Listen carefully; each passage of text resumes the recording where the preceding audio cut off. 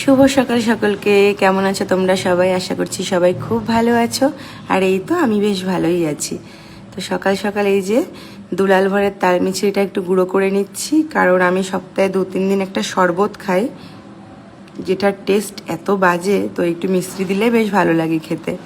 তোর মিছরিটাকে গুঁড়ো কেন করছি, কারণ গোটা গোটা মিছরি যদি ভেজানো হয় না, তাহলে অতটা সুন্দরভাবে জলে গলে না।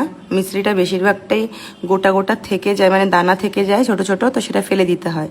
আর এভাবে গুঁড়ো করে নিলে পুরো মিশ্রিটাই সুন্দরভাবে জলে গুলে যায়, একটু মিশ্রি নষ্ট হয় না। তো তাই সেটা করছি। আর কদিন টানা আমার জ্বর ছিল, তো আজকে সকালে দেখছি বেশ শরীরটা ভালো লাগছে অন্য দিনের তুলনায়।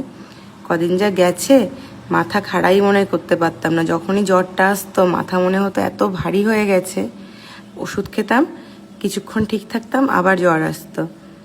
যাই হোক, এখন ভালো আছি। আর এখন সবার কাছেই শুনছি যারই জ্বর হচ্ছে মোটামুটি 8-9 দিনের আগে এই জ্বরটা মানে ঠিক হচ্ছে না।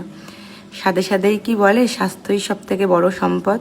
শরীর ভালো থাকলে দেখবে সব কিছু ভালো লাগে।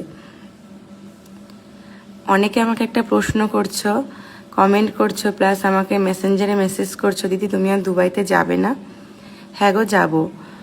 কারণ না গিয়েও তো উপায় নেই, ওখানেও সব কিছু এখানেও সব কিছু। আমার কিছু কাজের জন্য আমি বেশ কিছুদিন দেশে আছি, সেগুলো মিটলে আবার আমি যাব।